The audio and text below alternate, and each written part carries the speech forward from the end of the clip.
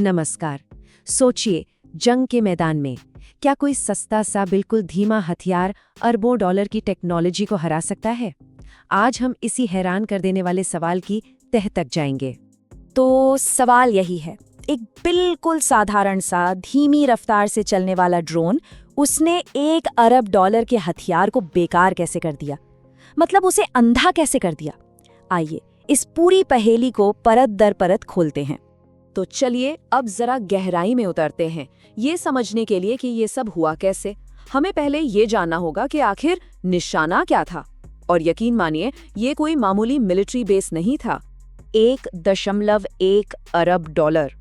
जी हाँ, आपने सही सुना। इतनी कीमत थी सिर्फ उस एक चीज की जिसे तबाह कर दिया गया। पर देखिए, ये बात सिर्फ पैसों की नहीं थी। ये असल में मिडिल ईस्ट में अमेरिका की आंख की कीमत थी। एक ऐसी स्ट्रेटेजिक संपत्ति जो पूरे के पूरे इलाके पर अपनी नजर बनाए रखती थी। तो सवाल उठता है कि ये आंख थी क्या चीज? इसे कहते हैं अपग्रेडेड अर्ली वार्निंग रडार, यानी UEWR। जरा सोचिए, जमीन पर लगा एक बहुत बड़ा रेडार सिस्टम, जिसे इसलिए बनाया गया है कि वो हजारों किलोमीटर दूर से भी किसी बैलिस्टिक मिसाइल के लॉन्च होते ही उसे पकड़ ले। और इसकी जो काबिलियत थी वो सच में चौंकाने वाली है। आप अंदाजा लगाइए, ये 5000 किलोमीटर दूर तक की हर हलचल पर नजर रख सकता था। इतना ही नहीं, ये थैड और पेट्रियट जैसे बड़े बड़े मिसाइल डिफेंस सिस्टम का दिमाग था। मतलब यही उन्हें बताता था कि खतरा कहां से आ रहा है। पूरी दुनिया में ऐसे सिर्फ 5 ही सिस्टम हैं और अमेरिका इसे अपनी सबसे बड़ी ताकतों में से एक मानता है। तभी तो इसे किसी देश को बेचता भी नहीं। ये कतर के अल उदैद एयरबेस पर तैनात था। अब यहाँ एक बहुत जरूरी बात समझने वाली है। ये जो हमला हुआ, ये अचानक नहीं हुआ। ये कोई अकेली घटना नहीं थी। चलिए अब कड़ियों को जोड़ते हैं और देखते हैं कि ये सब एक बड़ी तस्वीर का हिस्सा कैसे था। जरा इस टाइमलाइन पर गौर कीजिए। कुछ ही दिनों के अंदर क्या क्या होता है। एक ईरानी जंगी जहाज डूब जाता है। फिर UAE में अमेरिका का थर्ड सिस्टम नाकाम कर दिया जाता है। अमेरिकी ठिकानों पर एक के बाद एक हमले शुरू हो जाते हैं और फिर 1 मार्च को उसी अरबों डॉलर के रडार को तबाह कर दिया जाता है। और इसके फौरन बाद ईरान में एक भूकंप आता है, जिससे ये अफवाहें उड़ने लगती हैं कि ईरान ने कोई सीक्रेट न्यूक्लियर टेस्ट किया है। साफ है, ये सब घटनाएं आपस में जुड़ी हुई थीं। तो सवाल फिर वही, आखिर ये किया कैसे गया? दुनिया के सबसे एडवांस डिफेंस नेटवर्क में से एक को भेदना मुमकिन कैसे हुआ? इसका जवाब छिपा है टिड्डों के एक झुंड में। जी हाँ, एक जगह इन्हें बड़े दिलचस्प अंदाज में उड़ते हुए टिड्डे कहा गया है। और ये नाम उस हथियार पर बिल्कुल फिट बैठता है जिसकी हम बात कर रहे हैं, ईरान का शहीद ड्रोन। अब जरा यहाँ देखिए, ये बिल्कुल डेविड बनाम गोलियत वाली कहानी है। एक तरफ है ईरान का शहीद ड्रोन, एकदम धीमा, बेहद सस्ता और जिसे आप आसानी से कुर्बान कर सकते हैं।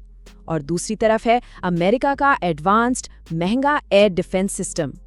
ईरान की स्ट्रैटेजी है नंबर्स की, मतलब झुंड में हमला करके दुश्मन को कंफ्यूज कर दो, जबकि अमेरिकी सिस्टम को बनाया गया है कुछ गिने चुने सोफिस्टिकेटेड खतरों को रोकने के लिए।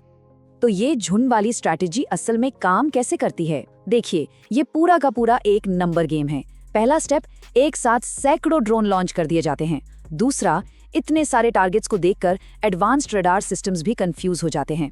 तीसरा, इस स्ट्रैटेजी में ये मानकर चला जाता है कि ज्यादातर ड्रोन शायद 99% से भी ज्यादा मार गिराए जाएंगे। लेकिन चौथा और सबसे जरूरी स्टेप, जो सिर्फ 1% ड्रोन भी बचकर निकल गया, वो उस 1 अरब डॉलर के रडार जैसे बड़े टारगेट को हिट करने के लिए काफी है। ये दिखाता है कि आने वाले वक्त की जंग में कभी कभी क्वांटिटी क्वालिटी पर भारी पड़ सकती है। तो इस स्ट्रैटेजी का नतीजा क्या निकल रहा है? नतीजा ये है कि अब हमें विषमता की कीमत चुकानी पड़ रही है। मतलब कम लागत वाले हमले बहुत बहुत ज्यादा महंगी मुश्किलें खड़ी कर रहे हैं। 779 मिलियन डॉलर्स।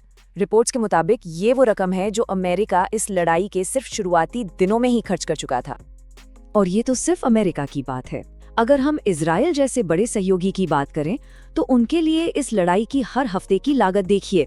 एक अंदाजे के मुताबिक ये करीब 3 अरब डॉलर प्रति हफ्ता है। पैसों के नुकसान के अलावा जो चीजें तबाह हुई वो भी बहुत बड़ी थीं। वो 1.1 अरब डॉलर का UEWR रडार तो गया ही, लेकिन उसके साथ एक थैड सिस्टम भी बेकार कर दिया गया और रिपोर्ट्स में तो एक F-35 फाइटर जेट के भी मारे जाने का जिक्र है। और फिर आता है इंसानी पहलू। जब वो रडार तबाह हुआ और पूरे इलाके की सिक्योरिटी पर सवाल उठ गया, तो करीब 9,000 अमेरिकों को वो इलाका खाली करने के लिए कह दिया गया। तो मतलब साफ है, सस्ते और मामूली हमलों के जरिए आज हाईटेक फौजों को आर्थिक और रणनीतिक दोनों तरीकों से घुटनों पर लाया जा सकता है। ये जंग का एक नया और बहुत खतरनाक चेहरा है। और ये सब हमें एक आखिरी और बहुत बड़े सवाल पर लाकर छोड़ देता है। क्या भविष्य की जंग महंगे एडवांस्ड हथियारों से नहीं, बल्कि सस्ते, सिंपल और बहुत बड़ी तादाद में इस्तेमाल होने वाले हथियारों से लड़ी जाएगी? क्या कम लागत वाली टेक्नोलॉजी ही नई सुपर पावर है?